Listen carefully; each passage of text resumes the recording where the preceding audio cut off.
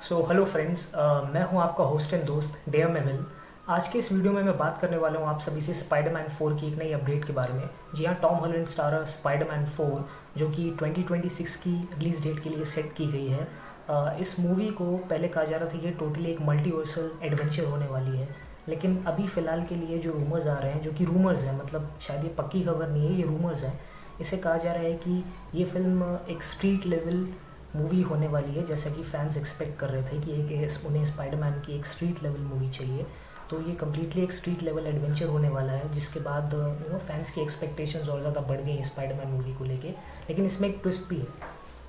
Venom the last dance movie के जो final trailer आया है उसमें हमने देखा है कि हमने उसमें नल का जो कैरेक्टर है, जो कि सिम्बियोट किंग कहा जाता है, जिसने सारे सिम्बियोट्स को बनाया है, उसमें से एक वेनम भी है।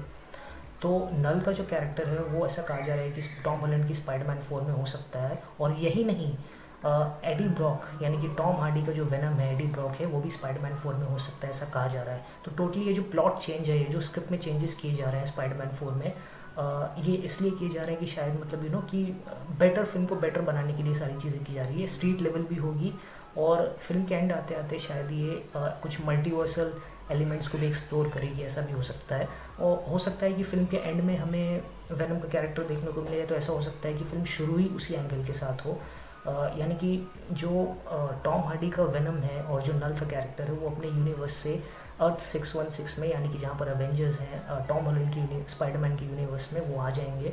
और मे बी ये जो फेस ऑफ होगी, जो फाइट होगी वेनम वर्सेस स्पाइडरमैन की, टॉम हार्डी का वेनम एंड टॉम हॉलैंड का स्पाइडरमैन, दोनों आमने सामने एक दूसरे से टकराएंगे।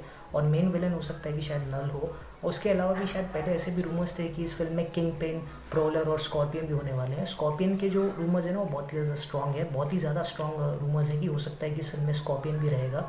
सो मैं तो बहुत ही बेसब्री से इंतज़ार कर रहा हूँ स्पाइडरमैन 4 का, क्योंकि इसमें वो सारे एलिमेंट्स लेकर आ रहे हैं ना कि सिम्बियोट्स भी हैं, वेनम भी है, टॉम हार्डी का वेनम भी है, नल भी है, और ये स्ट्रीट लेवल मूवी भी हो सकता है, इसमें डेयर डेविल भी हो, साथ साथ उसमें मल्टीवर्सल एलिमेंट्स भी हैं। और मैं आपको ये बता दूं कि जो स्पाइडरमैन 4 है ये अवेंजर्स डूम्सडे के बाद रिलीज़ होने वाली है।